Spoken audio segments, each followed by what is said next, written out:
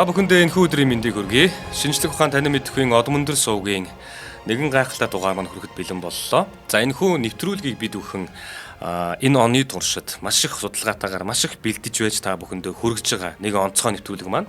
Учир нь юу вэ гэвээс Монгол улсын одоо сүүлийн 100 жил гэх юм уу те 20 дугаар зууны түүхэнд Монгол улсын маань тусгаар тогтнол, бүрэн байдал, хил, аюулгүй байдалтай холбоотой хит хитэн томоохон үйл явдал болсон байдаг. Үүнийг бид бүхэн яг үнэн зөвөөр нь, үнэн учраар нь, тухайн нөхцөл байдалтайгаар нь ойлгож хүлээж авах боломжийг энэ нэвтрүүлэг маань олгож байгаа гэж хэлж болно. За өнөөдрийн нэвтрүүлэг маань одоо ямар учиртай нэвтрүүлэг юм бэ гэхлээр бид нар энэ 12 дугаар сарын 29 гэж өдөр өнөөдөр бид нар амралтын өдөр төдийхнөө тэмдэглэж байгаа. Энэ өдөр яг ямар учиртай өдөр вэ гэдгийг хөтлөгч Амраа болон хөтлөгч Ганс Сүхмэний би та бүхэндээ хүргэхэд бэлэн болоод байна. Танд өдрийн мэнд хүргэе. Өдрийн мэндэ. За тэгэхээр одоо бүр ихнээс нь эхлэе. За ер нь ингэдэг жил болгоны наадмаар бид бүхэн энэ өгүүлбэрийг төр тулсынхаа мэнчилгээн дээр ч тэр наадмынхаа мэнчилгээн дээр ч тэр дэлхийд дахинд хүрэхтэй хүртэл энэ өгүүлбэрийг яагаад хамгийн ихэнд хэлдэг вэ гэдгийг онцлоё. Одоо та бүхэн маань санаж байгаа наадам болно. Хамгийн түрүүнд л хөтлөгч нь гарч ирээл тайзан дээрээс те тулгар төрийн 2234 жилийн ой гэж хэлдэг. Тулгар төрийн 2234 жилийн ой. Энэ наадалтаа юу гэж нэхлээр бид нар бол хүннүг үрэн гэдгээр өөрсдөө модон шаниу, төмөн шаниу, лавшаан шаниу гэдэг ч юм уу те шаниуныхаа түүхнүүдээр мэднэ. Энэ Монгол гэдэг бидний амьдарч байгаа газар нутаг дээр 2234 жилийн өмнө төр тус байгуулагдчихэд мэддэг. Энэ өөрөө гадагш байгаа юу гэж хэлээд байгаа юм бэ гэхлээр энэ Монгол гэдэг улсын чинь энэ газар нутаг, энэ бөөрөн дээр энэ Монгол төмөн чинь 2234 жилийн өмнө ихэд л өөрсдийн гэсэн төр тулстай байсан юм шүү гэдгээ хамгалж хэлж өгч байгаа. Мэдээж үүнийг зүгээр нэг бид нар тэгсэн юм а гэд хэлээд яриад хинт ч одоо тийм хүүдгүү, буудгүү, баталгаа байхгүй шүү дээ, тэ. Үүнийг юу баталдаг вэ гэхээр археологийн олдврууд батална. Замун дээрээс нь түүхийн суралж бичигүүдээр гарч ирдгээр батлагддаг. Тэгэхээр бид бүхэн 2234 жилийн өмнө төр тулстай байсан юм шүү гэдгийг энэ ганцхан өгүүлбэр дэлхийд дахин цаагаараа хэлж идэг ийм чухал өгүүлбэр юм а. За тэгэхээр түүнээс хойш бид бүхэн их Монгол улсын үеийг ярих юм бол 1206 онд те их Монгол улс гэдээ явна. Түүнээс хойш нэг 40 гаруй жилийн хугацаанд бид бүхэн монголчууд маань дэлхийн нүүдэлчд маань дэлхий дээр одоо 400 жилийн хугацаанд Ромын одоо байж байгуулсан эзлэн түрэмгийлсэн газар нутгаас илүү хуурай газрын хамгийн том газар нутагтай эзэнт гүрэн байгуулж чадсан байдаг. За энэ бол бидний бахархам сайхан түүх. Одоо харин хэдүүлээ үнэнтэйг нүүр тулах юм. Түүх гэдэг бол алтыг нь аваад авдрыг нь хаждаг тийм зүйл биш ээ. Бид нар мандаж, бадарч явсан сайхан зүйлсээр бахархах хэдий ч гэсэндээ сулран дороотож унаж явсан үнэн зүйлтэйгээ нүүр тулж явах ёстой. Тийм учраас бид бүхэн яг одоо танд нэг газрын зургийг харуулах гэж байгаа. За энэ бол 1815 он буюу өнөөдрөөс 210 жилийн өмнөх дэлхийн улс төрийн газрын зураг. За энэ газрын зураг дээр бид бүхэн хамгийн түрүүнд юу хардаг вэ гэхээр Монгол хүн газрын зураг харахлаар эх орныхоо газрын зургийг хайдаг те эх орноо л хардаг. Гэтэл 1815 оны энэ улс төрийн дэлхийн газрын зураг дээр өнөөдрийн Монгол гэдэг улсын газрын зураг байдаггүй. За тэгэхээр түнд бол одоо Аз болон Европыг холбосон тухайн үед байгаа Оросын хаант улс те. За дээрэс нь Манж гүрэн гэж нэрлэгдэнэ. Манж гүрэн. За тэгээ мөн Солонгос гэх мэтчлийн хэдхэн улсууд байгаа. А тэр дунд Монгол гэдэг улсын газрын зураг байхгүй. Энэ бол одоо үнэн зүйл те. Тэгэхээр бид бүхэн яах гэж одоо төр манч тэр, ард иргэд манч тэр, сэхэднүүд манч тэр те энэ 12 дугаар сарын 29 гэдэг өдрийг онцолдог юм бэ. Яагаад бүхний дээр амрах боломжийг олгодог юм бэ? Яагаад дахин иргэн сананд урсгах ёстой юм бэ гэхлээр бид бүхэн 20 дугаар зуунд болсон 1911 оны 12 дугаар сарын 29 гэдэг өдрийн учир холбогдлыг ойлгох хэрэгтэй. Тэгэхээр өнөөдөр бид бүхэн дэлгэсэн тэрлэг шиг сайхан газар нутагтай өөрсдийн гэсэн одоо хил хязгаартай тусгаар тогтносон байдалтай одоо ингээд 2026 оны газрын зураг гаргахлаар бидний хайрт Монгол улсын маань газрын зураг одоо тэр хил хязгаар бүгдээрээ харагдаж байгаа. Тэгэхээр 1815 онд байхгүй байгаа энэ газрын зураг одоо өнөөдөр гэхэд дэлхийн бүх улсууд хүлээмжшүүлдэг энэ газар нутагтай улс юм а гэдгийн эхлэлийн очин 1911 оны 12 дугаар сарын 29 гэдэг энэ түүхэн өдөр тавигдж байгаа. Тэгэхээр өнөөдрийн энэ 12 дугаар сарын 29 өдрийг бид бүхэн онцолж энэ нэвтрүүлгээ та бүхэндээ хүргэхдээ тухайн цаг үеийн нөхцөл байдлыг Дэлхийн улс өрнүүдийн бодлогыг нь, засаглалын хэлбэрийг нь те нэг нэгэндээ үзүүлж байгаа шахал дарамтуудыг нь мөн дээрээс нь тусдаа хамтдаа байгуулж байгаа гэдэг юм уу холбоог нь мөн хоорондоо байгуулсан гэрээнүүдийн урд хойдох нөхцөлтөө нь бүгднгийн танилцуулах гэж байгаамаа. За тэгээ энэ нэвтрүүлгээс гарсан энэ одоо өгүүлбэр үг болгоныг задлаад цааш нь та бүхэн маань судлах юм бол хичнээн их ардаа түүхийг агуулсан ямар зүйл вэ гэдгийг бол танихад амар болох байх гэж найдаж байна. За ингээд хоёулаа эхлэе. За ингээд ганууштай баярлаа. Ийм сайхан нэвтрүүлэг одоо сүтлэх боломж олгож байгаа. Энэ гануушин түрүү хэлдэг тэр нэг үг байна л да. 1815 оны Дэлхийн газрын зургийг харахаар хүн өөрийнхөө найзуудтайгаа авсан зургийг ингээд харахаар өөрийнхөө зургийг хайдагтэй. Би яаж гарлаа гэдэг. Тэрийн шиг л хайж байгаа шүү дээ. Тэнгүүд ингээд нэг цул юм дотор ингээд бүл цул юм дотор орцсон явж байгаа гэдэг. За тэгээ тэр зургийг одоо ингээд ойртуулад харуулахаар яг энэ Монголын газар нутаг одоо геополитик Монгол улсын тусгаар тогтнолтой нэн маш одоо шууд холбоотой одоо бүс нутаг болох Зүүн Азийн бүс нутагт дөрвөн улсын нэр л харагдаж байна. За Манжчин гүрэн, Оросын эзэнт гүрэн, за мэдээж хэрэг Япон буюу одоо тухайн үеийн Токугавагийн одоо шогуунт улс. За тэгээд Жосон гэдэг солонгосууд. За ингээд энэ газрын зураг дээр одоо Монгол улс байж явах үеийн дөрвөн одоо тоглогч байсан байна гэж үзэх нь байна. За ямар нэгэн байдлаар эднэр бол дэлхийн даяараа одоо тухайн үеийн дэлхий гэж үзэх юм бол дэлхийн эдэг том гүрнүүдийн хувьд бол ийм улсууд гэдэг нь одоо ойлгомжтой болцсон байсан гэсэн. За ингэхээр одоо яг энэ мөчд бол одоо Монгол улс газрын зөрүү байхгүй. Гэхдээ одоо яг одоо юу гэдэг одоо мэдээж хэрэг монголчууд маань бол одоо өвөр Монгол бүрээ тэгэл олон зүсэн зүйлээрээ тасарч энэ дэлхийн улсуудын одоо зарим журуу тусдаа журуугаас олсших баг болцсон явж байгаа ч их тохиол байна. Одоо манай ухсаатан цуг байсан нүүдэлчт маань тийм ээ. Тэгэхээр энэ өвөр монголчууд шиг юм уу тэр одоо Оросын эзэнт гүрний харьяанд байгаа бусад монгол ухсаатнуудын адилаар одоо тэдний одоо харьяат албатууд бол байгаагүй. Тухайн гүрнийхээ яг үнэндээ бол бас Манжчин гүрний харьяат боловч одоо Ар Монгол нь бол Манжчин гүрний холбоотон мэт статустай байсан. Холбоотон мэт статус гэдгийг одоо арай жоохон одоо ойлгомжтойгоор тайлбарлах юм бол одоо түшмэг улс гэж нэрлэдэг байгаа. Англи хэл дээрх одоо геополитикийн болон тэр нэр нь болохоор одоо вассал гэж нэрлэдэг. За Оттоманы эзэнт гүрний вассал улс бол олон байсан. Жишээлбэл одоо тодорхой үе дээр бол одоо Дракула вангийн өдөрцөн нөгөө одоо жишээл Кримийн татар бол төшмөг ус байсан. Оттоманы эзэнт гүрний нэлийн сүүл рүүгээл Трансильвани тийм Трансильвани байна. Тэгээд бусад одоо улсууд байна л да. Одоо жишээлбэл Монгол бол яг тэр Манжчин гүрний төшмөг ус. Одоо миний зүгээр төсөөлдгөр бол би энд бол жоохон юу маягаар хэлэхэд бол одоо эртний Монголын хүчрхэг одоо улс хിവэрэ байгаа шүү. Тийм учраас тэд бол бидэнтэй холбооны статустай, холбоотны түвшинд байдаг шүү гэж дотооддоо явуулдаг сурталх хуулга дээр тэгж нэрлэгддэг. Мөн чанар дээр болохоор манай улсыг гадаад бодлогоор нь яг дотроо засах тодорхой эрхүүд нь байдаг ч гэсэндээ гадаад бодлого талаас нь бол дангаараа Манжчин гүрэн төлөөлдөг бол таарч байгаа. Тэгэхээр одоо бусад зүгээр одоо харьяат албадаах бол хамаагүй өөр нөхцөл байдалтай байсан гэж таарч байгаа. За одоо энэ газар нутгийг одоо гадаад мужи гэсэн онцгой статусаар ялгасан байт. Энэ нь 1691 оны Долон нуурын чуулганаар тогтогдсон. Ингээ Манжин инх хамгаалан хаан буюу Канши гэдэг дээ штэ. Халах ноёдыг холбоотон болгосон архивын баримт бичиг байдаг. Тэр баримт бичигт одоо монголчуудыг хятадуудаас ялгаатайгаар захирах гэсэн заалт байдаг. Энэ нь яг тэр одоо гадаад мужи буюу одоо онцгой гэдэг статусыг тодорхойлж өгч байгаа. Одоо хуулийн хэллэг гэсэн. Энэхүү баримт бичигт одоо Чингис хааны үр сад бол халах ноёд бидний газар нутаг бол хамаг монголчуудын гал гол гэж бичиж үлдээсэн байдаг. Тэгэхээр ерөнхийдөө бол хэдийгээр бид нар дагаар ороод төшмөг ус болж байгаа статустай болж байгаа боловч ухамсартаа бол бид бол гад боломтоо түшээд үлдсэн, сахиад үлдсэн гэдэг агуулгыг бол заавал тунхаглаж оруулсан байна. Ялангуяа газар нутгаас зааж байна тийм. За ингээд одоо энэ зургийг харах юм бол одоо мэдээж хэрэг задлаад харах юм бол энэ Манжчин гүрний том зураг бол одоо хятадын одоогийн хятад улсын газар нутаг бол дийлэнх нь хамарж байгаа шүү дээ. Тэгвэл нэг им үлэмжижний газар орон зайг эзлэх болсон Манжчин улсын анхны эзэн хаадын одоо булаан эзлэгтэй эзэн хөрөнгөөл болон холбоотны бодлого тэдний залгамжлагчдын хятад түвшмдийн одоо аппаратын засаг захиргааны бодлогын үр дүнд бол эдгээр тэлж чадсан. Үлэмж одоо энэ бол үлэмж хэмжээ нь өнгөн дээр эрх мэдлийг илэрхийлж байсан боловч мөн чанартай бол хөөсөрсөн хоосон хий зүйл байсан гэдэг нь бол хажим тодорхой болж байгаа.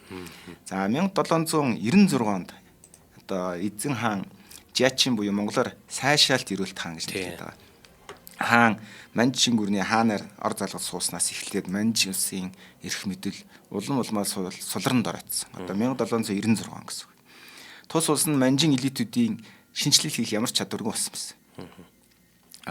Тэд одоо соёл хэрэгжлэр давуу дундад иргэн улсын явцсан үзэл сурталд баригдан хятадчлагдах явцдаа өөрсдийгөө болон бусад одоо улсуудаасаа ингээд тийшээ гүнзгий татагдж ороод одоо бусдаасаа өөрсдөө тусгаарлаж эхэлсэн гэсэн. Тийм нөгөө вакуумжин гэдэг чинь. Яг тийм. Тэгээ мэдээж хэрэг энд одоо бас тухайн үеийн одоо нөгөө хятадын бас дипломатын олон бас арга ажиллагаанууд байгаа л да одоо жишээлбэл хүсээгүй манжууд нь ажилласаа төрийн эрх барих ажилласаа ингээ баг ингээ холдоод одоо зугаа цэнгэл илүү юмд авилгад ингээ идэгдэд ирэхээр тэрнийх нь оронд хузыг удирдах сонирхолтой хүмүүс зөндөө болохоор бий болно шүү дээ. Тэг тусмал одоо тэдний хүч чадал уламд оройтно л гэсэн үг болж байна. Дээр нийт мэдээж хэрэг одоо авилга гэдэг зүйл угаасаа улсыг мөхөөдөг. За одоо ингээд одоо түүхэн баримтаас нь авд үзэх юм бол одоогийн хятадын түүхчд юу гэж ярьдаг вэ?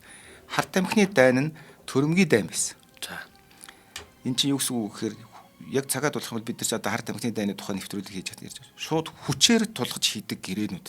Шууд хүчээр бомбын нээж ягаад харт амхт ав гэж зардаг. Бүр ингээд одоо донтуулж ягаад улсаар нь мөнгөний сорж авдаг гэсэн үг. Үүний ч нөгөө Европын улсууд хийж байгаа шүү дээ, тийм. Энэ бол дээрмийн дайн. Тэгээ хятадууд одоо одоогийн хятадын төвчдийн энийг хилдэг үг үү. Улс чинь хоцрогдож байл урд байгаадаа зодуулна гэдэг хатуу сургамжийг үргэлж санаж авдаг одоо. Тэчнийг өсөндөө хятадууд одоо манж гүрний иргэшэлд байгаа шүү дээ, тийм. Тэгэхээр тэндээс цай гаргадаг гэдэг, тийм. Эхлээд цай худалдаж авдаг Европын улсууд чинь цай худалдаж авдаг байжгаад тэгээ цайндаа хитрхи их одоо зоос өгөөд ингээд эхлэнгуутал, тийм. Оронд нь солилцох дахиад өөр бүтээгдэхүүн хайж байгаа шүү дээ. Одоо ингэж байгаа байхгүй юу? Хятадаас цай шаазан ингээд хүнсний юмнууд авна. Европт үнцээ одоо торго.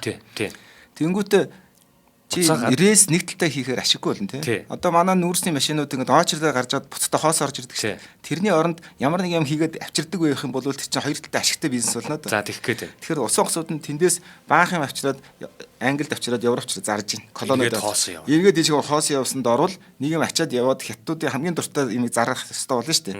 Тэр нь одоо харт амхил таарсан бол. Тэгээд тэрийг хийхдээ нөгөө колон орон буюу энэтхэгт хүртэл ойрхон тий. Шууд тариалуулдаг. Тэгж жагаад хятад руу оруулж байгаа. Яг. Тэгэнгүүт чинь тэгээд тэндээсээ 3 4 дахин ашиг болоод. Буцаж аваачаа дахиад 4 5 дахин ашиг болоод тэгс чинь нэг рейсэн дээр бараг 10 дахин илүү ашиг 20 дахин илүү ашиг олоод ирэх чинь Британий нөгөө нэг зүүн энэтхэгийн компаниуд судалгааны компаниуд баяжхаас яах юм. Тэр мөнгөөрөө тэд нар одоо Монголын эзэнт гүрнийг бараг худалдаа авчиж байгаа шүү дээ. Ялангуяа дээрэс нь давс гэдэг юм уу одоо яг манж дотор байгаа одоо худалдаалдаг те юм хэрэгцээтэй ийм бүтээгдэхүүнүүд нь шүү дээ те тэднийг нь манжийн хаан ч юм уу нөгөө хятад ноёд ч гэдэг юм уу те хоорондоо тохиролцож одоо авилгална гэсэн үг байхгүй авилгалын нэг хэлбэр хоорондоо тохиролцоод өөрсдөө удаж авмаа тэрийг дахин хит ингэж яагаад дамал зараад ингээ бүр 8 чин шинжиндээ ордог бүр төр нь өөрөө эрдийнхаа нөгөө 8 чин болсон тий 8-ыг нь хийгээд за ингээд одоо үүнээс шалтгаалаад ард түмэн зах зээлийг нь задлахж байгаа тий яг үнэ. Ингээ 1839 онд одоо чин гүрэн жишээлбэл одоо 220 мянган тонн одоо харт амхийг булаавч шатаас нь Британи одоо харт амхны дайн одоо эхлэх шалтгаан болж байгаа. Аваад шатаачж байгаа шүү дээ. За яг энийг одоо Монгол зүгээр хэлэх юм бол одоо хоосон сав дуу ихтэй байдаг гэдэг шиг чин гүрний энэ их том хэмжээд хэмцээр одоо юу гэдэг энэ далайц нь бол яг үнэндээ хэлэхэд хоосон байсан бол тарж байгаа. Яг энэ хамгийн ихний илэрхийлэл нь сайн дээр хар амхны дайн. За тэгвэл одоо чин гүрний нөхцөл байдал ийм байсан юм. За тэгвэл Японууд юу гэсэн гэвэл одоо Токугавагийн шогуны засаг болон одоо Солонгосын хаант улс бол тухайн үед бол феодалын шинжтэй байсан учраас дотоод руугаа чиглэсэн их улс төр хийдэг, дотроо их тэмцэлтдэг тиймэрхүү маяг. Гадаад ертөнц гэхээс илүү. Тэгтэл одоо Оросын эзэнт гүрэн бол одоо эдийн засгийн боломжтой харьцуулахад хитрхи том газруудыг өөрийн болгож авсан ч гэсэндээ бусад нөгөө нэг Европын улсуудыг өрсөлдөж байгаа одоо Европын гүрнүүдтэй колони өрсөлдөөнд оролцож байгаа учраас эцэд төгсгөлгүй газарт гэд хэлчихсэн. Ингээд яг ийм хоёр нэг нь одоо дороотсон хоосон сав болоод ингээд дуу ихтэй хоосон савдыг мэдхгүй дүмбийг л нэг том сав хараад байдаг. Нөгөөх нь ингээд бяра мэдхгүй гэхдээ ингээд ямар ч ийсэн гэсэн колончлоод яваад авах хүсэлтэй. Яг бол өрсөлдөөнд яваад энэ ч бүр алиас хүртэл колончлж байгаа шүү дээ. Тэгэнгүүт тэндээс хоёр тоглогч болохоор феодалын засаглалтай хоёр улс. Ингээд яг ийм нөхцөл байдлын дунд яг Монгол улс ингээд нөхцөл байдал тухай 1800-аад он бүтэн гээд яг бүр дүр зураг нь харагдаж байгаа байхгүй. За яг. За ингээд одоо Европын их гүрнүүдийн одоо нэг Индуит бол одоо яг Их Британи гэдэг улс бол тухайн үедээ дэлхийн супер гүрэн байсан. Тэнгисийн эзэнт гүрэн тэгдэг. За одоо Их Британи бол дэлхийн хамгийн том эзэнт гүрнийг байгуулсан гэдэг. Гэхдээ Тэнгисийн эзэнт гүрэн. Манайх бол хуурай зам дээр хамгийн том эзэнт гүрнийг байгуулсан гэж ярьдаг. Ингээд энэ хоёр бол яг хоорондоо өөр өөрийн гэсэн одоо газар зүйн өгдлөөрөө өөр өөр том эзэнт гүрнийг байгуулсан гэсэн. Британи бол одоо Францтай эхлээд хар тамхины 1-р дайныг 1839-с 1842 онд хийгээд дараа нь энэ дайн маш ашигтай болонгот Францд орж ирээд дахин 2 дахь дайныг хийгээд 56-аас 60 оны хооронд хийгээд ингээд ихэд одоо хятадчлагцаад байсан одоо Манжин хааны соёл иргэжлийн давуу талын тун эргэлзэлт болгосон. За одоо ер нь Манж Чингүрэн гэдэг улс бол одоо соёл иргэжил нь бол хоцрогдсон юм байна. Энэ бол одоо феодалороо өмнө өвшөрмөл юм байна гэдэг л бүгд тодорхой байсан. Яг энэний дараа бол үүдийн улаан цам дээрмийн гэрээ хийж байгаа том гүрнүүд бол ямар дор болохыг мэдсэй дараа улмал шахах шүү дээ. Улмал дарамт хүснээрээ гэрээгээ тулгана. Нөгөө нэг дуу ихтэй сав гэдэг чинь энэ байхгүй тий. Яг начир дээрээ ийм л байна гэж байгаа байхгүй. Яг үнэ. Тэгээд одоо олон одоо тэгш бус гэрээ байгуулсны эхлэлийг нь Нанжины гэрээ гэдэг гэрээ байгуулж тавьсан байна. Тэр гэрээг үдсэн ямар ч хүн тагнуудад нь ч үзэн шүү дээ. Одоо жишээ нь Германы тагнууд, Францын тагнууд ч үзэн. Тэгвэл тэр гэрээний зүйл залтыг хараад хүү энэ шиг гэрээ яаж хийх вэ гэдэг л юм бодож. Тэгэхээр тэрий чинь дайн л хийж шүү дээ. За ингээд банжи идэх мэдл одоо ганхаа зогсохгүй ялангуяа барууны улс гүрнүүд дайны нөхөн төлбөр төлөх болсны улмаас эзэнт гүрэн тэр аяараа эдийн засаг нь маш орцтойгоор сүрч гисэн. За хард амхны дайны удаа дараагийн дайны дараа чин гүрэн биш дээ 21 сая унц мөнгө. Нэг унц чинь 30 г гэсэн байна. 33 орчим грамм мөнгө төлсөн. Мөнгө нь сил үргэдэг шүү дээ мөнгө. Одоо мөнгөн юмбүү гэдэг чинь манайхаар ярьдаг те. За тэр тэгэхгүй мөнгө гэхэр нөгөө нэг Монголын нөгөө төгрөг шиг юм болчих гэж бодоод тайлбарлаад байгаа шүү.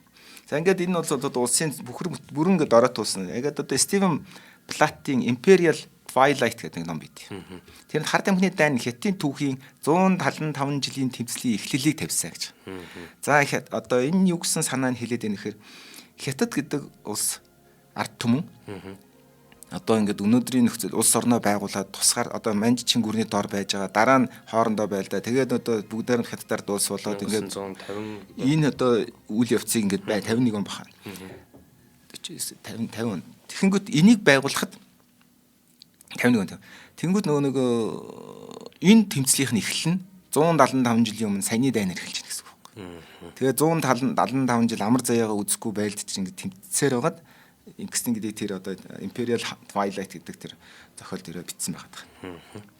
За ингээ Манжин захиргаанд байсан Хятад улс өөрийн буруугаар улс төр эдийн засгийн зогсон байдалд орж одоо хохирсон бол Япон эсэргээрээ маш өөр үйл явц эхэлсэн. За түрүүний нэг Хятадын хэлдгээр хэрвээ чи хойно байх юм бол урд яваач нь чамайг эргэж хараад задно гэдгийг маш сайн ойлгосон байна. Сургамж.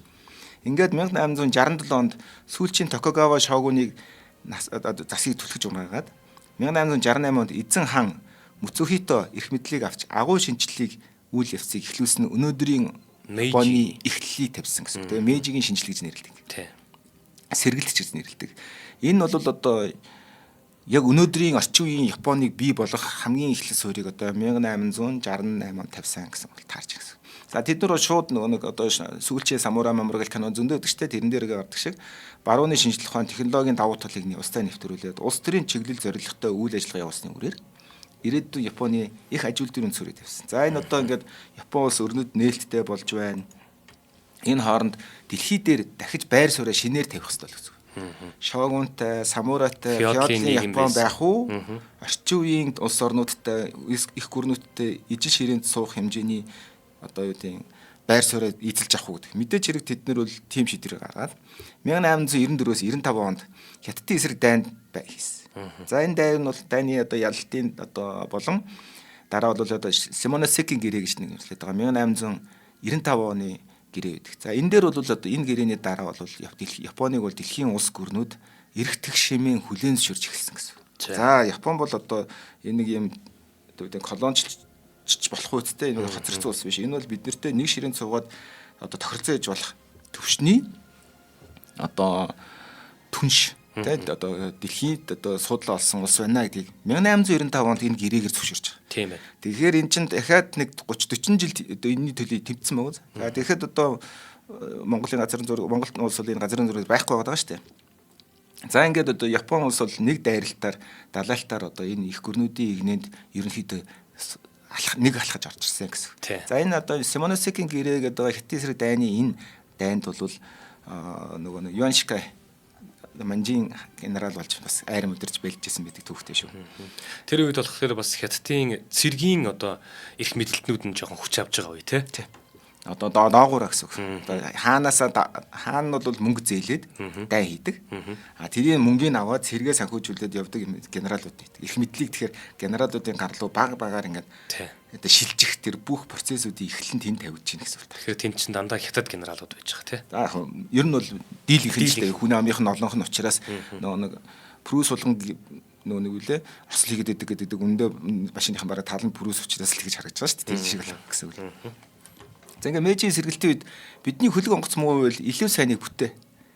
Айран маань муу байвал шинжлэн зохион байгуул гэдэг Японы сайдын үг байдаг.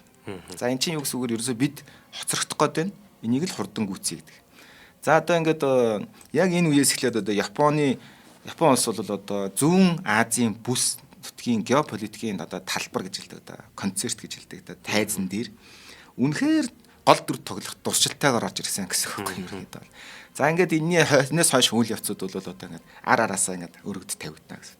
Япон улс 1902 оны Их Британтай холбоо байгуулсан. Манжуур Солонгос дахь Оросын нөлөөг хязгаарлах зорилготойгоор. За энэ одоо яагаад энэ Симоносекийн гэрээ болон энэ Их Британтай холбоо энийг яриад гэхээр энэ бүгд энэ үлгний үзүүр явсаар хагаад 11 он дээр төв одоо огтлцох учраас би дөрвөн талаас нь яриад байгаа шүү гэдгийг бас үзэгчд маань ойлгоорой. За ингээд 1904-5 онд ерөнхийдөө Орос Японы дайн. Яг том дайн гэж хэлэхэд бол одоо бас шалихгүй дайн гэж үздэг юм. Гэхдээ эн чинь тухайн бүс нутагт аюу том дайн байхгүй. Одоо олон хүн оролцсон тэг тухайн үед одоо 20 дугаар зуун гарснаас эхлээд Зүүн Аз дахь хамгийн том дайн гэсэн үг л дээ. За ингээд одоо Портсмутын энхийн хэлцээр гэдэг байгаа 1905 онд. За энэ Портсмутын энхийн хэлцээрт Сахалины арлын тал, Курилын арлууд гэдэг нэ тэр одоо Японы мэдлэл очиж байгаа үйл явц. Энэ дээр нэгэсэндээ хаант Орос Япон хоёрын хоорондын дайн дээр те Японы илүү жоохон ашигтай талаар дуусч байгаа юм. Ялгц учраас. Тий. Одоо хоёрт Сонгоц Потемкин Европоос очиод тэнтэд крейсер одоо Цусимагийн одоо тултанд булангийн тултанд ялагдаад ингээд алс дорнодод буюу номхон далайд флот болчих واخгүй. Тэгэхээр чинь сэрэг байгаа тийм. Тэгэл тэгэнгүүт чинь Японууд тийшээ дайрал явал Сибирь хүртэл явж чадхаар болж байна л гэсэн санаа. Газрын нөлөөлөл улам дэлгэх гэж байгаа тийм. Тэгэнгүүт ерөөсөө шууд маш хурдан энхийн хэлцээр байгуулж авч байгаа байхгүй. Тэгээд тэрнийхээ төлбөрт нь тэр одоо арал марлуудыг өгөөд дээр нэмээд түгээр нь яг тэр одоо Портсмутын энхийн хэлцээр дамжуулаад Солонгосыг 1910 онд колони болгож авчих.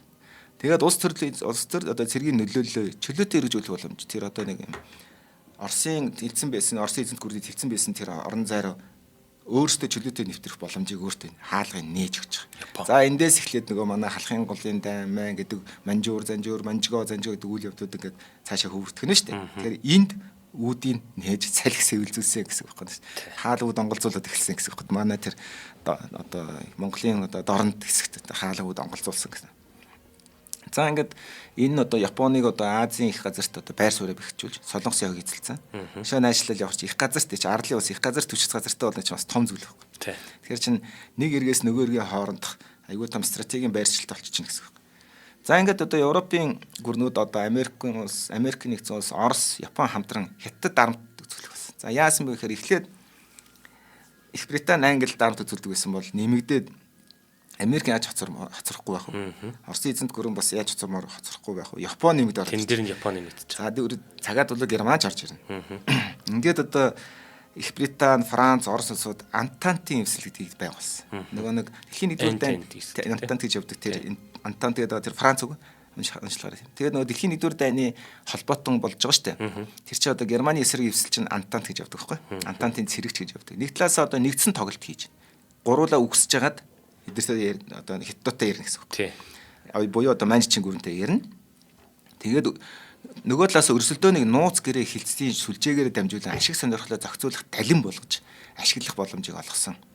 Тийм нэг юм альбан бус маягийн холбоо байгуулсан байна. Дээрээс нь сансандаа хүрсэн тохиолдолд нөгөө билог хуваана. Бас тий. Би ингээд ярьчих чи тэгээд ярьчих гэдэг л одоо ийм л үгсэн. Тэгтээ бичиж үлдээхгүй.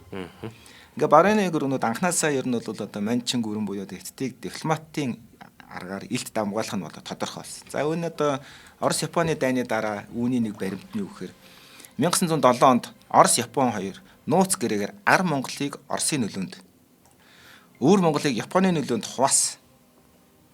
Тий. Энэ талаар одоо зөндөө хэлсэн дээ. Бас манайхан тий. Энэ Транссибирийн төмөр замын аюулгүй байдлыг хангахад Орос чухал байсан. Яагаад Ар Монгол бол манай нөлөөнд байна шүү гэдгийг Японтой тохирсон гэсэн. За энэ хятад буюу одоо энэ нэг манчин гүрэн бол ер нь явцгүй юм байна. Тэгэхээр ирээдүйд бидэрт нэг 1905 оны сургамжаар бол Япон бол хүчтэй гарч ирж байгаа улс учраас Зүүн Азид бол бид Транссибирийн төмөр зам гэдэг одоо тэр төмөр замаа хамгаалахад ямар нэгэн байдлаар бидний тэр урт одоо орон зайг Ар Монголын газар нутгаар дамжуулан хамгаалах нөр стратеги ач холбогдолтой мэж үзэж одоо энэ одоо тохиролцоо хийсэн нууц тохиролцоо.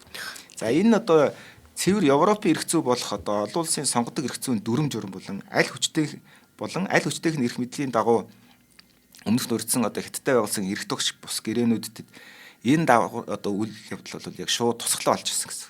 Хятадаас одоо цагаад болох юм бол Хятад одоо манчин гүрний харьяанд байсан одоо түшмэг улсын болон Өвөр Монголыг манчин гүрэнтэй ярихгүйгээр миний нөлөөний бүсгээд хоёр хуваад авчиж байгаа гэсэн үг. Тий. Энэ дэр нөгөө Транссибирийн төмөр зам гэдэг ач холбогдол тухайн үед бол маш өндөр л дөө тий. Яг тэгэхээр одоо хамгийн одоо баруун талын гэмдээ Бинск гэж хоёул яриад байгаа тий. Тэр Бинск код гэдэг Калининград тэр чинь тий. А нөгөө талын үзүүр нь болохоор Владивосток гэж байгаа шүү дээ. Ингээд ер нь Оросын газар нутгийг хөндлөн гулд явсан. Нэгдлийн үзүр нь болохоор одоо тэр нөгөө хаашаага цаашаага Европын орнуудтайгаа хэллэх бомб бүсүүд нь байгаадаг. А нөгөө талын үзүр нь болохоор бүр номхон талаад очсон байгаа. Оросын газар нутгаар тэр чигтээ явж байгаа 9000 км-ийн урт ерөөсө ганц бүх тээвэр бомб худалдаа 8-ыг хийж байгаа төмөц зам шүү дээ, тий. Одоо энэ Оросын эзэнт гүрнийг баруунаас нь зүүнтэй нь холбож байгаа ганц артерийн судас. Тэр судас байхгүй болчих юм бол тэр нь цус очихгүй гүхгүй учраас эдийн засгийн нуран сүрэн тийшээж юу ч хийж боломжтой. Тэрнтэй бөөрөөрөө Хятадаар наалдаад ч юм уу эсвэл бөөрөөрөө Японд наалдаж болохгүй учраас тий. Тэгэх юм бол эзэн нь бол одоо түүхэнд байдаг шүү дээ. Том гүрнүүд хоорондоо ингээд бөөрөө залгаа хаяа хөрч зэрэглээ байгаад ирэхээр л муудалцж ихтэй хийдэг. Ийм учраас л ер нь бол энэ дундаа заавал юм жирэг устай байж иж нэг альва нэг эрсдлээс сэргийлэх гэдэг ер нь үндсэн одоо геополитикийн бас нэг юм одоо хөзөрөх юм уу хэрэгсэл байдаг. Одоо энд бол олон зөвхөн Монголыг ярьж болохгүй зөндөө олон улсууд байгаа. Жишээлбэл Швейцар бол одоо Европын том 1648 онд Швейцар улс байгуулагдахад бол 30 жилийн дайны дараа Франц, Герман гэдэг одоо улсуудын том улсуудын хоорондох дайны жирэг болж байгуулагдсан. Зүр жишээ нь. Тэгээд бүх улсууд тэрний тусгаар тогтнолыг хангана гэдэг үр хүлээж байгуулагдсан. Тэгэхээр энэ чинь зөвхөн бид нар жирэг биш, жирэг улсын хувь зүй зөндөө байна. Польш тийм байсан. За ингээд одоо ингээд ирэхээр нөгөө нэг Хятадын одоо тэр нөгөө нэг одоо Чиманчин гүрний одоо тэр нутгийг нүдэн дээр нь хуваад авчиж байгаа шүү дээ. Тэгэхээр чинь нөгөө төчнөөс гомдноо доо. Тий. Уул нь бол шууд залгаж гарч ирэхтэй тий. Одоо чин гүрний төрийг залгаж одоо Хятадууд гарч ирэх гээд байгаа. Санаа нь бол. Гэтэл тэрийг одоо хэрчээ тастаад хуваах гэдэг.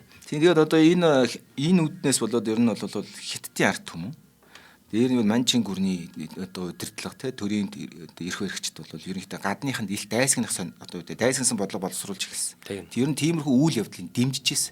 Мэдээж хэрэг би яагаад Хятад гэж яриад байгаа гэхээр хүн амынх нь 90 хэдэн хувь нь Хятадууд байхад би зүгээр тэр утгаар нь ард түмэн гэдэг төлөөлөлөөр нь хэлээд байгаа шүү. Тэгэнгүүт нөгөө мэдээж ард түмэн уурсан шүү дээ. Яагаад та нар газар нутаг ингэж байгаа. Яагаад та нар өр тавьж байгаа? Яагаад энэ барууныхан дээлхүүд байгаа? Та нар одоо энэ улсаа удирч чадахгүй байгаа мó гэдэг ингээд бослох хөдөлгөөн гаргах. Тэгээд тэдний хаанц одоо эзэн хаан болон манчин гүрний одоо хаадууд ирэх хэрэгчэд өөрлөнд биш гадныхан бид илүү ингэж жагаад ийм дээрмийн юм хийгээд байна гэж чиглүүлж өгсөн.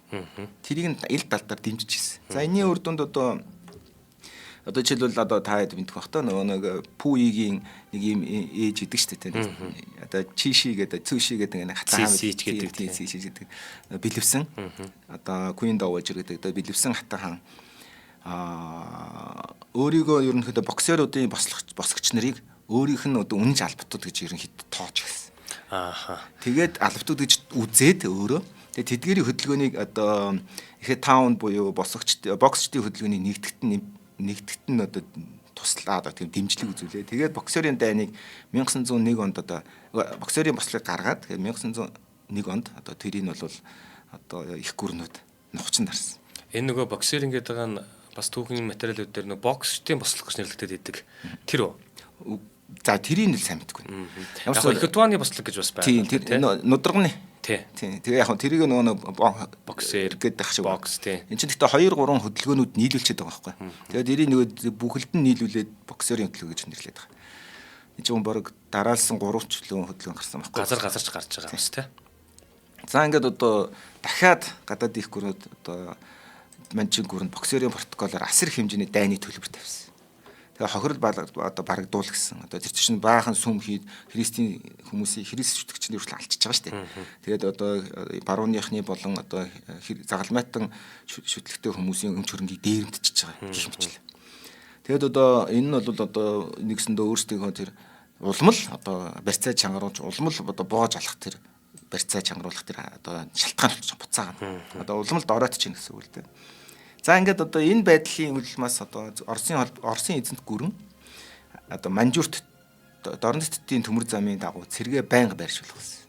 За одоо харьбин ингээд байгаа тэр зөвлөлүүд рүү ингээд яагаад одоо цагаан армийн цэргүүд ингээд байж идэг мэддэг шалтгаан чинь суурин тэгж тавьж чинь гэсэн үг л. Тэгээ боксерчдын бослого болохоор 1900 оны бослого болохоор Оросыг манжуурт цэрэг оруулах шалтгаан болох зүгээр л шалтгаан болсон гэсэн. Ингээ Монголд Оросын нөлөөг нэмэгдүүлсэн дахиад улам л нэмэгдэж гэсэн. Орос Японы дайны дараа удахгүй дахин ойртсон Орос, Япон одоо 10 Монголын нөлөөлөл хуваасан гэж ярьсан тийм ээ. За ингээд гадаад Монгол бол одоо Оросын эзэнт гүрний нөлөөллийн хүрээнд орсон бол өмнө нь энэ хүрээнд байсан одоо Транссибирийн төмөр зам Оросын эзэнт байсан нэг зөв дорн тэтгэлийн манжуурын төмөр замын аюулгүй байдлыг хангахын улмаас Оросд энэ бүх тэлэлтүүд нь ашигтай болж байна. За миний андуураг бол чинь бүр нэлээд сүүлийн хүртэл баг Оросын давуу талтай төмөр зам байж гисэн байхгүй. За ингээд одоо өвөр Монгол бол Японы хүрээнд нөлөөллийн хүрээд багтсан энэ орон зай санаарсан Японы цэргийн одоо цэргийнхний санаргалж бас нийцсэн. Энэ нь одоо эргээд юу үйлж дууссан бэ гэхээр чи одоо санаж байгаа бол одоо нөгөө Дэвон дэмчгэн ороод байдаг. Тэгээд Манжго гэдэг байгаа. Энэ бүх үйл явдлуудынх нь одоо эхлэн цэг нь ингэж тавьж байна. Гэхдээ яг энэ дээр шууд өвөр Монгол гэдгийг шууд одоогийн өвөр Монголын газар нутгаар ойлгож болохгүй шүү. Одоо яг замын зарчмоос те Сүхбаатараас одоо зүүн зүг рүү байгаа тэр өвөр Монголын газар нутгт дээр бол Дэван илүү ноёрхож байсан. Манжуур тал руугаа те. Минзианы баха те. Те Минзиан гэдэг. Минзианы одоо хоёул тэрийг юун дээрсэн санаж чинь те чөлөөлөх тайны. Тийм тэрний өмнөх угтууруулгаж ярьсан те. За ингээд одоо монголчуудыг нэг ийм зүйл байгаа. Одоо ингээд улс альва нэг улс ингээд шинээр үүсгэх болон иймэрхүү зүйлийг ингээд бусад улсууд хүлээн зөвшөөрж байж л улс байгуулагдана. За тэгэх юм бол Монгол одоо Монгол тусгаар тогтнолоо байгуулах одоо бид нар тусгаар тогтносон улсаа гэж зарлахад бидэрт бас угтуур нөхцөл хэрэгтэй гэсэн. Урьдчилан нөхцөл. Тэрийг ерөнхийдөө тухайн үеийн дэлхийн одоо гүрнүүд ямар нүдээр харж исэн байдгийг ойлгох хэрэгтэй. Бид нөгөө нэг ярьсан шүү дээ. Бид нар тусгаар тогтнолоо зарлалцсан монгол хүмүүс бидний газартай эзэн ингээд хэдий бид ингээд яадаг ч гэсэнтэй ард түмний санал асуулга гэдэг бас тодорхой хэмжээгээр биднийг басамжилсан тийм санал асуулгыг бид нэр маш өндөр эрсдэлтэйгээр маш одоо өндөр идэвхтэй өргөсөнтэй нэгэн агаар нэгтэй юу гэхээр бид нэр 11 он тусгаар тогтнолоо зарлаад ингээд манжчин гүрнээс тусгаар боллоо гэхэд бусны юу гэж хүлээж авах гэдэг агуулга аягүй чухал байна. Чухал. Тэгэхээр тэрийг нөгөө ойлгуулахын тулд одоо 1648 оны Вестфалийн гэрээ гэдэг Швейцар улс байгуулагдсан гэрээ. Дараагийн одоо Утрехтийн 1731 оны гэрээ. Энэ бол одоо тэрний дараагийн болох 1815 оны Вений хурал. Энэ одоо ариун холбоо гэдэг байгаа тэр Наполеоныг ялсан их гүрнүүд болох за голчлон одоо Англи, Франц, Орос гурав нийлж хагаад Венегийн хэлэлцээрийг байгуулсан. Энэ гурав ерөнхийдөө Европ тивд ямар нэгдүгээр яг дахиж хувьсгал гаргахгүй байх, эзэн хаанаа алдгүй байх гэхээр Францын хувьсгалын эсрэг. Тэгвэл бас нэг чухал зүйл нь юу гэхээр ямар улс тусгаар тогтсон улс байх юм? Ямар улсыг тусгаар тогтноолохгүй байх юм? Ямар улсын ашиг зорилгод юу байхыг шийддэг тийм холбоог байх гэсэн юм. Энийг ариун холбоо гэж нэрлэсэн. За ингээд энэ өдөө бүх ингээд одоо бүйл явцууд нь ингээд араасаа ингээд өмнөхөөсөө суралцаал явж байгаа шүү дээ. Тэгэхээр энэ үеийн нөхцөл байдлын одоодын улс төрч дипломатчуудын нүдээр нэг дид сайд Америкийн дид сайд Монголд ирсэн шүү дээ. Ерөнхийлөгч ирээд явахдаа энэ улс бол Оул Латимор хажууд нэглэлтэй энэ улс бол үнэхээр бие даas улс болчихжээ гэж хэлүүлж байгаа шүү дээ. Тэр чинь ерөнхийлөгчтэй өгөх репортнууд тайлан дээр орж байгаа. Тэгвэл тэрэн шиг тийм нүдээр харахад Монгол улсад 11 он ямар байсан бэ гэдэг үрдis нөхцөл нь юу байсан бэ гэхээр одоо тухайн үеийн одоо энэ одоо олон улсын харилцааны одоо эрх зүйн одоо элементүүд гэдэг тийм ном байна. Одоо Хенри Уитны. Тэгээ иргэнсэн улсуудын одоо орчин үеийн олон улсын эрх зүйн номдор тайлбарлах уу гэсэн бас нэг тийм одоо бүлгэншлийн гэдэг байгаа. Бүлгэншлийн гэдэг байгаа тийм хоёр том бүтээл байгаа. 1800 онд бичигдсэн. Тэрний юу гэсэн үг гэхээр 1800-аад оны одоо далайцаар өнөөдрийн одоо тухайн үед цааш нь үүсэж байгаа улсыг жишээлбэл одоо юу гэдэг одоо Тайланд эзэнт гүрийг юу гэж үзэх юм, Филиппинийг юу гэж үзэх юм гэдэг энэ тэрийг тогтсон тэр суур бичлэгүүдийг тэнд бичсэн гэсэн үг. За тэр стандартаар одоо тэр одоо жишгээр бол монголчууд яаж байсан ямар байх ёстой гэдэг вэхээр ерөнхий төр эрх зүй гэдэг бүтээлээс нь одоо тэр одоо бүлэншлийн одоо Мюнхенд хэвлэгдсэн 1852 онд биелэгдсэн тэр ерөнхий төр эрх зүй гэдэг тэр бүтээлээс нь төр улсыг тодорхойлдог гол шинж нь юу вэ гэхээр одоо шинжээр тодорхойлох гэдэг шүү дээ. Тэгжээж энэ улс чинь тэгвэл тусгаар тогтсон улс байх шинж нь бүрэлдэсэн юм байна шүү дээ. Тэгэхээр одоо тухайн үеийн юунд юу ямар шинжүүд байх уугүй юу гэдэг шалгах гэдэг. Яг үнэ. За төр улсын бодгаллог үндэс нь ард түмэн өөр гэж. Ард түмэн нэгдмэл байгаа төрийн төлөө байна уу? За газар нутаг буюу нутаг дэвсгэр нь ард түмний өөрсдийнх нь байх хэрэгтэй. Хин нэгний газар нутгийг минийх гэж булаад авсах. Тэнд би оршин тогтно гэж занл хийхгүй. Яг өөрөө тэнд амьдардаг байх хэрэгтэй гэсэн. Буюу одоо төрт улс үүсэхдээ материаллык өгтөр нөхцөл гэж. Чи газар одоо энэ дөр үл яг хэлж байгаа шүү дээ. Улсын үндэс бол газар юмаа гэд модон шаны хэлдэгтэй л яг адилхан агаар нэгэн зүйлийг 2000 жилийн дарааж энэ үед ярьжсэн юм байна. Дөнгөж шүү дээ. Тэгэхээр бид нар бол тэр үедээс ярьж лээсэн гэсэн. Тэгэхээр бид ингээд түүхийг дандаа ингээд юу гэдгийг бид нар тэр үед мэддэг байсан гэдгээс илүү нөхцөл байдалд нь тааруулж их маш сайн зөв ойлгох дараал болж. Тэгэхээр ард түмэн газар нутгийн нягт холбоо байна уу гэдгийг харна гэсэн. Тэгэхгүй бол чи цаашаа хараад би жишээ харцсан хоёр өөрөөр ярьдаг хоёр хүн байгаад тэгснэ энэ газар нутгаар хувааж амьдрах гэдэг биш байхгүй. Хоёулаа нэг цул Монгол. Хоёулаа энэ өгөгдсөн газар нут дээр амьдардаг. Хэдэн үе удаар амьдарсан ч юм уу энэ нөхцөлд нь байх хэрэгтэй гэсэн санал. Тэгэд нутаг дэвсгэр дээрээ төрийн одоо эрхийг одоо төрийн бүрэн эрхийг хэрэгжүүлэх буюу хууль тогтоомж нь хүлээн зөвшөөрөгдөх. Би ингээд хууль тогтоомж гаргахад чи тэрийг даган биелүүлдэг. Эсвэл чи гаргахад би даган биелүүлдэг. Төр гэдэг нь засгийн газрын шийдвэрийг биелүүлдэг. Шүүх эрх мэдлээ хэрэгжүүлэх төрийн чадвар гэсэн тов тодорхой хариулт байдаг. Иймэрхүү. Тэгвэл үүнээс гадна одоо бүлэншлийн хэлснээр төрийн бүрэн эрх байх ёстой гэж үзээд одоо дотоод бүр эрх гэж бас байна. Энд чинь саяны бол гаднаас нь харахад дотроо тэгвэл ямар байх вэ? Дотоод байдлаа өөртөө засан тохиолох. Цагдаатай юм уу? Чи хулгай ихэж шийтгэж болж чадчих гин үү? Чамайг шагнаж болж гин үү? Ийм одоо систем үүссэн байна. Би даан хууль тогтоох хэрэг.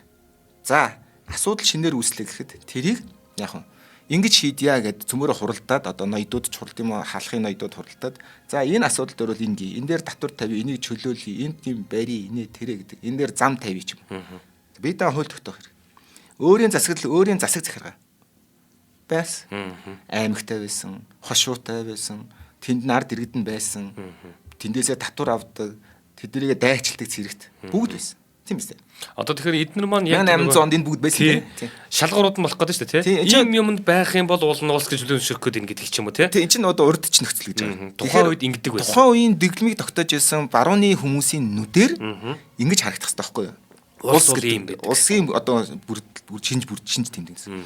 Тэгээ төрийн албанд хүмүүсийг чөлөөтэй тохонд томилох гэж. Тэр үед бүх цолууд байсан. Зайсан байсан. Одоо энэ нэг түшмэл байсан, бичээч байсан, одоо улаа байсан, өртөө байсан. Одоо тэгээ зэрэг цагдаа хүртэл бүгд байсан тийм ээ. Ямар ч байсан шавь сургууль хүртэл байсан гэдэг. Тодорхой хэмжээ бүх системүүд нь бол яг органикхад бол үүссэн байсан байна. Энийг бол яг бид энийг бол одоо судлаачд одоо тэр нөгөө Европоор баг өрнөдийн судлаачны олж илрүүлсэн үндсэн одоо хөлдөөмөрний хэмжээтэй зай авах үндсэн зохицол гэдэг шиг одоо цагаан толгой нь бүрэн бүрлэгдсэн байсныг нь харьцуулж харж хэлж байгаа л хэлбэр. Тэгэхээр одоо юу гэдэг улс болоогүй юм байж гэдэг тийм агуулга бол гарч ирэхгүй байсан нь бол энэ одоо бидний зүй ёсны эрх байсан юм ба гэдгийг нэгдүгürt маш сайн тодорхойлж өгч байна. Тэгэхээр нэгсэндээ бид нар бол яг хөө тэдний нүдээр хөгжөөгөө арт юм. Хоцрогдсон байж болно. Гэхдээ бид нар бол ийм системтэй байна уу гэдгийг харж байгаа. Тэгтэл энэ жил бол юутай харьцуулж хэдэр боловсруулсан бэхээр Амазоны ширэнг ч юм уу, Латин Америкийн улсууд ч юм уу, Африкийн юм уу, Зүүн Азийн улсуудтай харьцуулж байгаа байхгүй. Тэн зүгээр ингээд ширэнгэнд очир систем байхгүй. Нэгдсэн хэн удирдлага зүгээр нэг ганц омгийн ахлагч юм ингээд болоо. Биш. Ингээд бүх юм ингээд системчлэгдсэн байна штэ гэдгийг л хэлж байгаа. Яг нь өнөөдөр бид нар ингээд энийг ингээд нөгөө тухайн үеийн өнөөдрийн өндөрлөөс харахаар одоо бидний одоо их Монгол улсыг байгуулсан хүннүүгүрнээс явсан төр туус гэж хэлж ярьлаа шүү дээ. Ийм улсыг эдгээр нүдээр харах ямар эрхтэй гэж нэг бардамжиж болно. Гэхдээ энэ хүмүүсийн дунджаар бид нар тусгаар тогтнолоо зарлуулж авах үйл явцыг 11 онд эхлүүлсэн учраас хамгийн ихний тусгаар тогтнолоо дахин сэргийх үйл явцын хуудсыг 11 онд эхлүүлсэн юм аа гэж хэлэх гэж байна. Хоёулаа өмнө нь ярьсан тусгаар төлөвийн 2 3 нэвтрүүлбэл энэний бусад хуудсууд нөхгүй. Одоо хамгийн ихний А гэдэг хуудсыг хоёулаа уншиж өгч байгаа л гэсэн үг. Уншиж одоо сонсогч нартай. За ингээд одоо энд бол одоо бид нэр нуршаад яг одоо нэлээд олон гол юмнуудыг хэлж өгье. За жишээлбэл тэр ярьсаар арт түмэг гэдэг зүйл ярьж. За. Арт түмэг чинь юм монголчууд бид нар өөрсдөө. За дотроо янз янзын ястан ухсаатан гэдэг ингээ хуваадаг зүйл байдаг баг. Тэр нэгдмэл байдал, бод галлаг байдал гэдэг шүү дээ тий. Тэр байхгүй. А тэр арт түмний ингээ ухсаатны зүгээр этникли ингээ хуваадаг. Энэ бол одоо зөвлөл холбоот улсын коммунист үзэл сурталаас гарсан айгүй муухай балер зүйл баг. Яадаг вэ гэхээр одоо бидний жалга довоор нь жалга довных нь сархиныг ботлоор нь ингээ хуваагаа хийцэн. За яг нэгэд энд орчдөг хүмүүс өөлдөө юм уу энд орчдөг хүмүүс нь баядуу тэн дээр тэн дөрүүдгээд ингээд энэ дайг нь халах малах гэдэг ингээд бүрээд уул тэр тэрийг одоо нэг тэр коммунистууд яах гэж хэлсээр коммунизмын үзэл сурталтаар социалист чиг баримжаатайгаар 15 бүгд найрамдах улс 10,000 100 гаруй үндэстэн 10,000 гаруй ястан ийм үзэл суртлын дор эв нэгдэлтэйгээр амьдарч байна гэдэг сурталхуулыг хийжсэн байхгүй социализмын үед тэрийг манайхан хуулж авчираад өөрсдөө дахиад одоо баг уулын одоо ам болгоноор сум болгоноор баяд дөрүүд мянгадаар нь хувааж хаяад янз янзын хувцсууд өмсгөл чаян гутаа яг би тэр хүмүүс өөр байхыг дэмжиж байгаа. А гэхдээ тэрийг нөгөө нэг бие биенээсээ ялгарх болгоод бүр ингээд салгачих гээд байгаа тэр аюулыг би анхааруулж хэлж байгаа шүү. Тэрнээс одоо би юу гэдэг бурайд байлаагээд бурайд хувцас өмсөд бахарах бол би тэрийг соохт үгүйсгэх. Гол нь тэр нь өөрөө салан тусгаарлах. Нэгдүгээр тэр нэг бод галлаг мөн чанар руу ийм улсаа байгуулах мөр чанар руу халдаж болохгүй. Өөр гэсэн зураасныхаа хил тэг дээрээ хадгалах хэрэгтэй гэсэн. За тэгэнгүүт тухайн үед ч нөгөө ард түмний тэр нэг бод галлаг байдалтай нэгдмэл байдал үүнийг нь юугаар шинжиж байгаа юм гэхээр нөгөө хэд маань өөрсдөө Чингис хааныхаа мэддэг те. Ерөөс тэрний үг цаа гэж бодож байгаа. Тийм бүгд өөрсдөө Чингис хааны угсаа. Энэ бол ерөөсөө нөгөө хамгийн ихний том баталгаа болчихж байгаа. Маш том. Тий. Тэгээд агуу төв. За тэгээд одоо дээр нэмээд бид нар манж чин гүрэн гэдгийг чинь тэд нар хятад гэж харж байгаа. Хүн амынх нь олонхоор. Тэгэнгүүт бид нар энэ хүмүүс хятад соёлтой байна уу? Анхнаасаа тустай хүннүү хятад хоёртой гэдэг юм уу? Хүннүү тухайн үеийн одоо хятадын газар нутаг дээр байсан улсууд бол анхнаасаа нэг нэгнээс тустай. Шал ондоо соёлтой. Тэгээд тэр чинь бүр хятадын төгсч бичсэн шүү дээ. Энэ хүмүүс чинь морь унаад өмд өмсөд яваад байна. Эднэрээс суралцаж морь унаад өмд өмсөж байлдахгүй бид алуулах гээд байна гэдэг эдгээр чинь бүр ийшээгээ Фергам руу явж адуу мадуунд явж байгаа шүү дээ. Энд чи тэгэр бүр бид нар тэр үеэс эхлээд тустай байсан. За яг тохиом мөчөд тэгвэл яасан бэхээр Монгол хятад хүмүүсийн аль аль нь сэтгэл санааны хувьд цаг үеэр бие биенээсээ зай барьдаг. Тий. Соёлын хувьд хоорондоо нийцдэг. За жишээ нь уул хадаар яваад тий одоо ингээд одоо тийм ирчүүд нь тэгж аваад одоо зугаа цэнгэл хийгээд ингээд ан хөрөө хийгээд явдаг бол тэд нар хашаанда одоо мал авчгаа тордоо тэрийг алж идээд одоо муулж идээд ингээд амьдэрдэг маягийн. Ингээд өөр өөр ингэсэн онцлог шаал өөр. Ахуйн хөтлөөр. За ингээд одоо Монголын эзэнт гүрний үеэс эхлээд эрт дээр үеэс эхлээд өөр юм бичигдсэн. Энэ бичиг билэг өөрийнх нь маш толгой юм бас дархлаа. Энэ үгээр чинь соёл нь явж байгаа. За тэгээ Чингисийн хадны хэвчээ зогтын юм шиг яриад дуусахгүй тийм ээ. Тэгээ тэр хооронд бид нар бичгээ дөрүлжин бүр хит одоо өрчсөн. Одоо соён бич болгож удирч байгаа тийм ээ. Тэгээ ингээд соёлын онцлогийн мөн чанарыг бүр үнэхээр нь ингээд бий болгож өгч байгаа. Шал өөр гэдэг юм. За тэгээд нүүдчдийн нийгмийн хатуу чанд хяналтын дор ч гэсэн санаа бодлоо дэлгэрүүлж уярлуулах одоо тийм утгаараа бол Монголын олон нийтийг болоход бичиг соёл бол маш чухал үүрэг үүсгэсэн чинь. Энэ надад дандаа аман соёл. Яагаад гэх нэг хэл хүүг элчийн аманд бий гэж нөө бичиж явуулаад элчин олцлогдоод байдаг учраас дандаа амаар хийдэг соёлтой болсон. Тэгээ манайх нэг шүүмжлээд байдаг юмаа бичиж үлдээдгүй нэ тэр эдгээр зөвхөн тэр бидний чавтах чадваргуудын нэ тэр биш. Бид нэр тодорхой нууцлаа хадгалах одоо тодорхой түүхийн хүнд үедэд бас нон чи амь настай холбоотой зүйл байхад бичиж явуулаад өөрийгөө хөл рүү явуулна гэж юу яах вэ гэдэг агуулгаар дандаа амд нь хийж өгдөг гэсэн. Одоо тийм болохоор энэ бол өөрөө бас соёл шүү дээ. Тэгэхээр хэдийн одоо үеийн сурвалжууд манжчин гүрэн ч юм уу мин юм ингээд бүгд бичиж байгаа шүү дээ. Тэгэхэд бид амаараа дамжуулж байгаа. Гэхдээ тэр бичиг дээрээс нь гарч ирсээр л тэр бичиг нь одоо хүний сэтгэлд нь бичигдээд явна гэсэн үг. Үеэс үе дамжаад одоо хүртэл бид нэр ингээд 3 сая Монгол одоо ингээд огшохоор айхтар огшоол наадамлахаараа зэг дэвэл эхэлж байгаа юм. Чин чаал өөр байна гэдгийг бүр хамгийн энгийн жишээ нөхгүй. За барилдаж байгаа нь хүртэл тийм.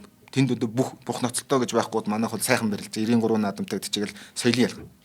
Дээрээс нь шашин. Тэр. Яхахгүй тий. Мэдээж хэрэг. За одоо күнзийн одоо сургаалаа номлыг дагдаг хэдэн одоо мянган жилээр ягцсан байгаа соёл иргэншил күнзийн соёл иргэншил. Хань үндэстнүүд. Манайхан бол тэнгэрийн шашин тэгээд бөө мөргөлтэй. Тэгээд тэр нь цаашаага буддын шашин дээр одоо юу гэдэм дэ нэг төгөлдржөөд гэж хэлдэг. Англиар бол апдейт хийгдээд гэх юм уу. Тэнгүүд шууд тэр хуучин одоо тэнгэрийн шашин бөө мөргөлөө ерөөсөө хаяггүйгээр тэрнийхээ хоцрогцнуудыг үлдээгээд одоо бурхны шашны сайн давуу талуудыг шингээж аваад хөгжиж явцсан. Хөгжиж явахдаа агуу соён гэгэрэл үчнэрийг бид нар тэр хоорондоо бүтээсэн. За тэрний нэг бол яхахгүй өндөр гэгэн заназар байна. Тэгээд тэрээс хойш байгаа хүмүүс бүгд байна. За ингээд өөр юм гэсэн тоочнтой, математикчтай мянгад тийм ээ. Зүгээр нэг юм тал нутагт ингээд нэг юм хэдэн хөдсөн дээлтэй бөөсөн уурснаа баригдсан гэж ярьдаг ард хүмүүс байгаагүй нь бол үнэн. Энэ өөрсдийн гэсэн одоо бүр онцлогтой өөрсдийн гэсэн шашныг бас ингээд тааруулж өөрсдөндөө хэлбэрийг нь хийж авч явж байгаа. Тэр нөгөө нэг өмнөх тэнгэр шүтлгээсээ тэгээд энэ шарын шашин хоёрыг нийлмэл баягаар тий бараг л тэгээд одоо ноёдууд ч гэсэндээ одоо цогтойж одоо ингээд бид нар бахаад үеэс эхлээл төвд рүү байнга дайлал тэр нэг оюун санааны газрыг л эзэж авах гэдэг чинь яг цагаад болох юм бол ингээд би нэгээд авах гэдэг байгаа шүү дээ. Тэгээд одоо ингээд нэг саяхан нэг юм үйл явдал болж штэ ингээд Харвардд төгсөөл ирэхээр л Монгол улсыг өдөрдөгч болчих юм шиг байхын явсан ш. Тэрэн шиг л лахсыг очиод ингээд нэг Далай лам ч юм уу ингээд том эрдэм мэдлэг авчихаар Монголын соён гэгэрүүл болчих гээд ингээд тийм зорилгоор бас улс төрийн зорилго цаана давхар явж ирсэн. Тэгээ энэ нь эргээд буцаагаад монголчуудын нэгдвэл байдал маш хүчтэй нөлөөлсөн байна. За тэрний одоо хамгийн энгийн жишээ нь бол одоо соён бүсэг манай төрийн сүлдэн дээр байж байгаа чинь одоо энэ соён бүсгийн доор бүгдээ зогсож байгаа шүү дээ. Одоо ингэртэй илгэндээ гараа бариад төрийн дулаад. За одоо ингээд одоо эндээс бас нэг дахиад нэг юм болохоор одоо Монголын ард түмний газар нутаг дэвсгэр гэдэг.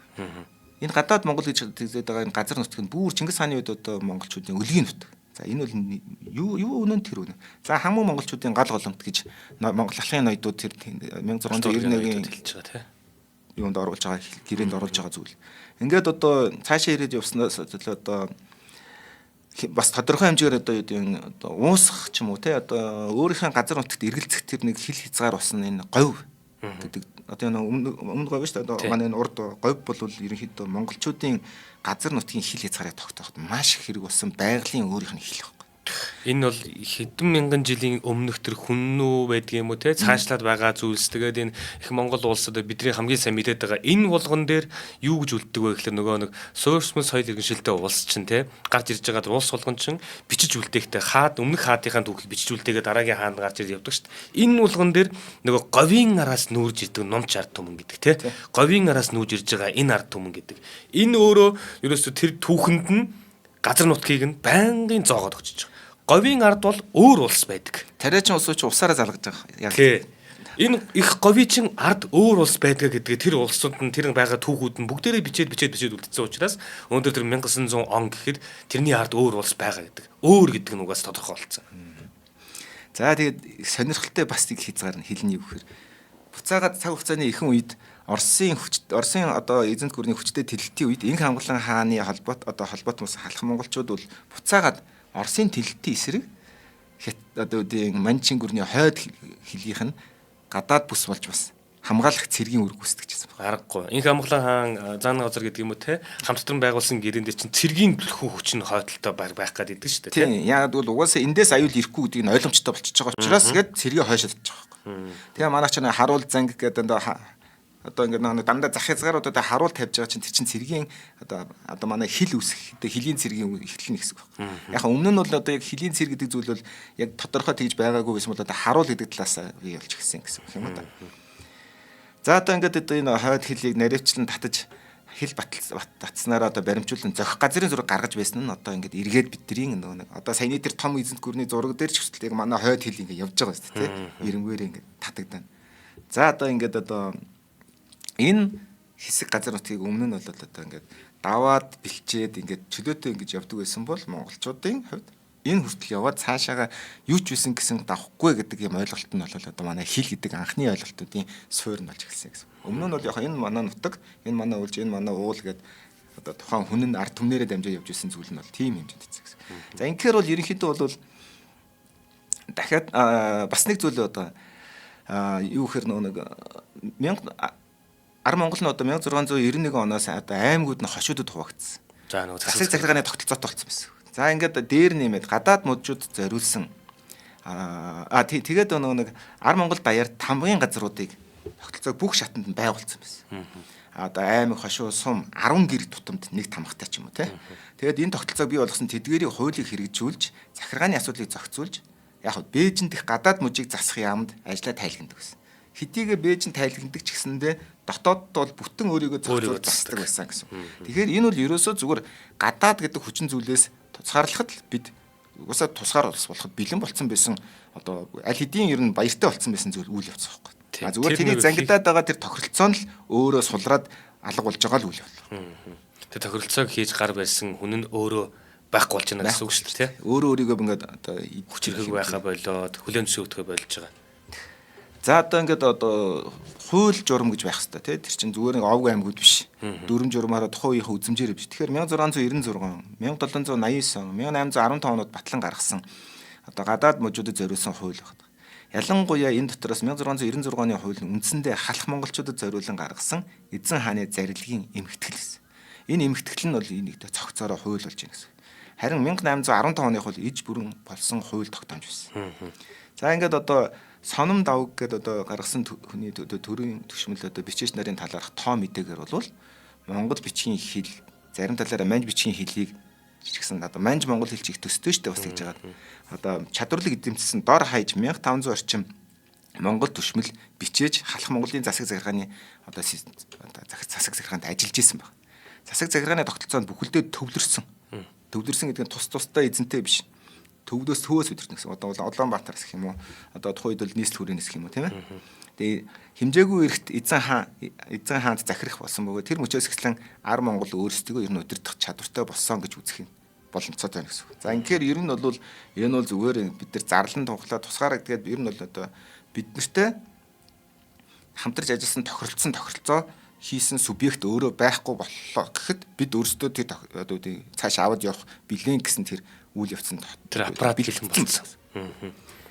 За ингээд одоо манчмын улсаас одоо тусгаарласан одоо нэг ийм үйл явцаас бол жишээлбэл одоо үйл явц бол манчин улсаас одоо бүгд найрамдах хятад улс одоо 1912 онд тусгаарлагдсан байгаа шүү дээ. 12 оны 2 сард санагдаж байна. Дундад иргэн улс болоод. Гэхдээ дундад иргэн улсын ерөнхийлөгчөөр бол одоо Сун Яцын өөрийгөө төрөөр зарлаад одоо 1 сард тийм ээ.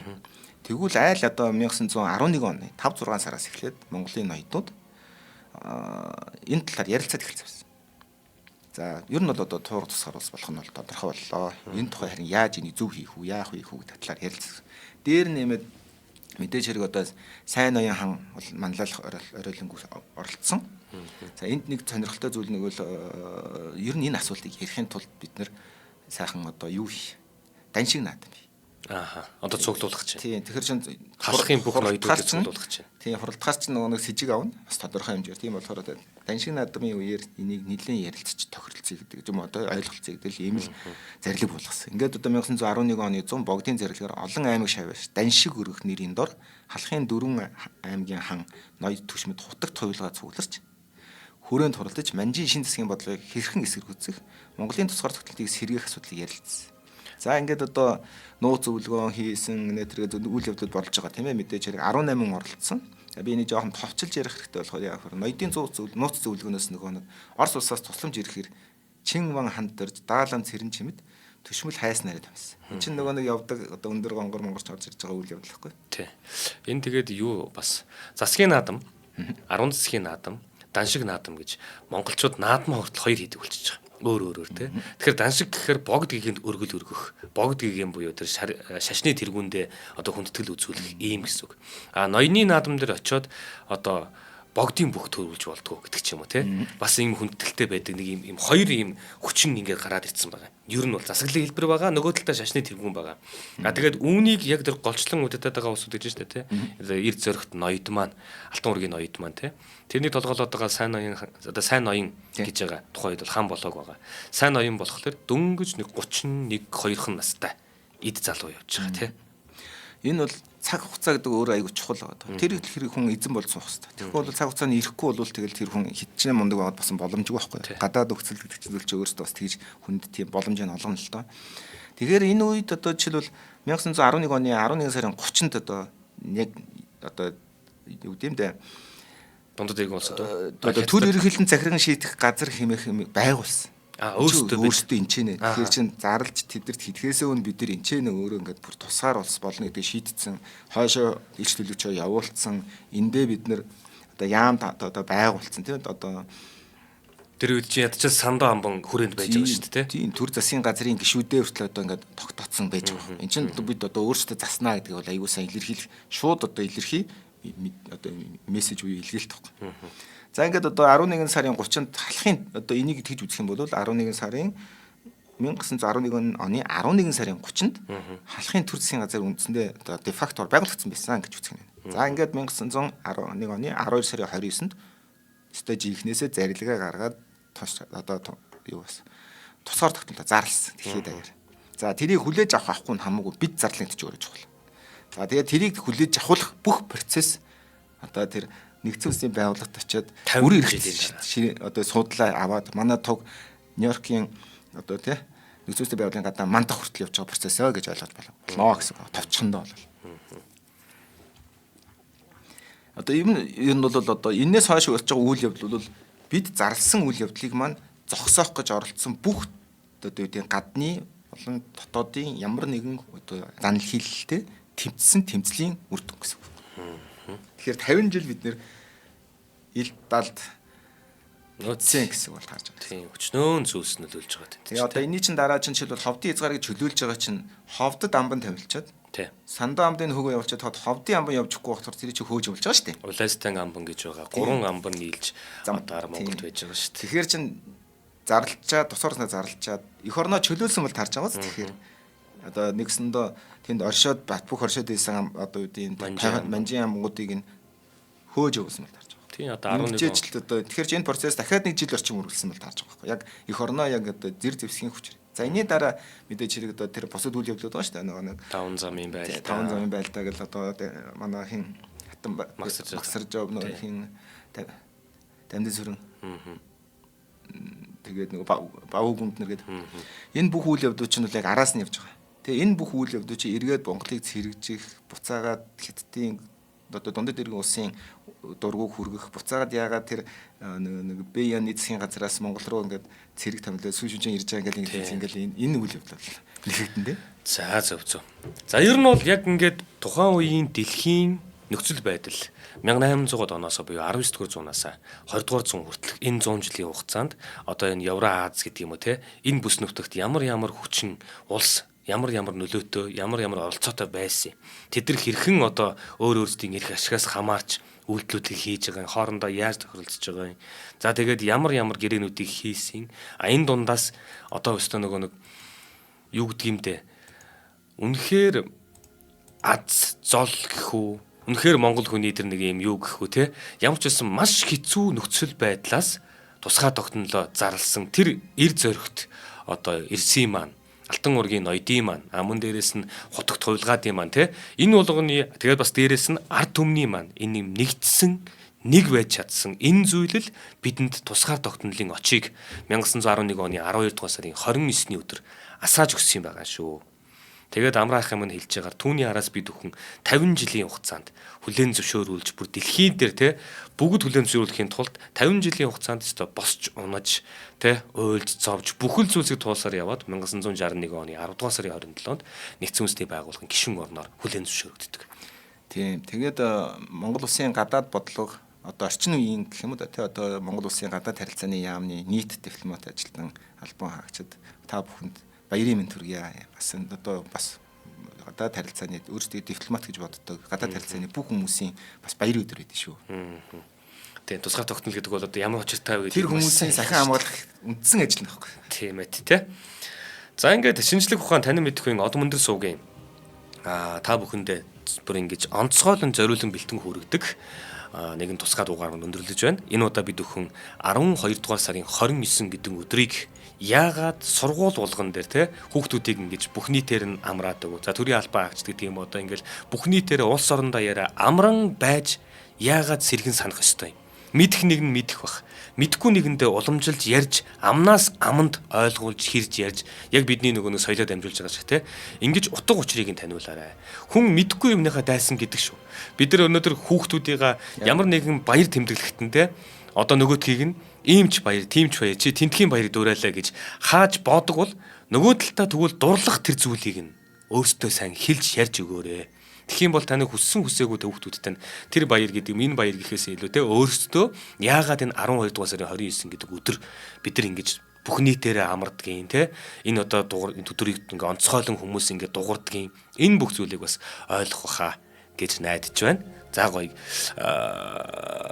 маш дэлгэрэнгүй тухайн цаг үеийнхэн улс орныхын нөхцөл байдлууд те бүх зүйлсийг дэлгэрэнгүй сайхан танилцуулсан хүргэсэн Амраахта талхснаа илэрхийлье баярлалаа. За